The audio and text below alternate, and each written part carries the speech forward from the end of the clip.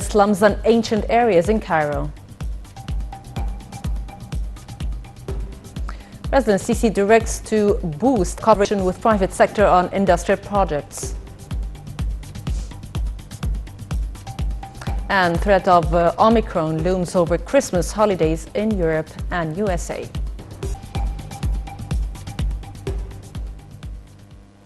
Those were the headlines, and now the news in full. President Fattah al-Sisi met with the Prime Minister Mustafa Madbouli on Sunday, discussing measures of developing slums and historical areas in Cairo. During the meeting, Sisi instructed to continue upgrading slums areas to provide the residents there with decent and safe living conditions and to upgrade all services for them. The President also ordered to expand developing work for ancient areas in the capital, pointing out to their important role in the fields of culture, civilization and tourism, in accordance with the state's plan to upgrade new urban communities all over the country.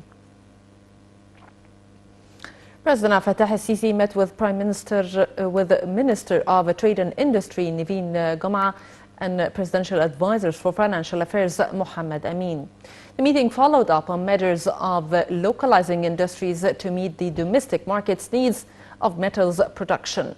The head of the state gave directives to boost coordination with the private sector at the aim of establishing a number of sustainable domestic industries projects within the framework of the state's long-term comprehensive development plans. Meanwhile, the minister reviewed executive steps taken to foster industry in several domains in the way that positively impact the industrial sectors through cooperation among ministries and concerning bodies.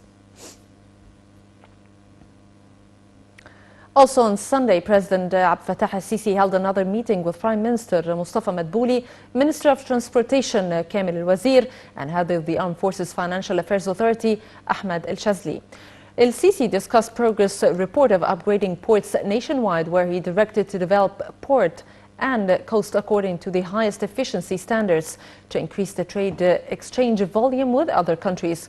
For his part, El-Wazir reviewed the efforts exerted in upgrading process for ports across the country, including services and logistic areas, especially to Alexandria Port. The meeting also touched the latest developments in Damietta Port concerning deepening the waterway and developing the wave barriers.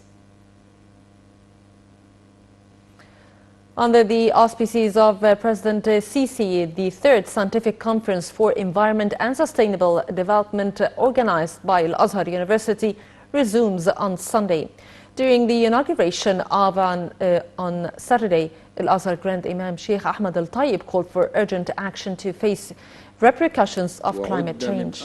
The Grand Imam blamed humans for environmental disasters around the globe, stressing that Islam calls for need to preserve and protect the environment and the nature.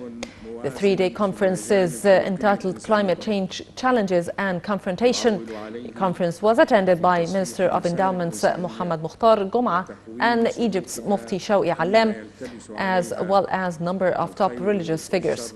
The conference offers an opportunity for probing the challenges of climate change and ways to facing it.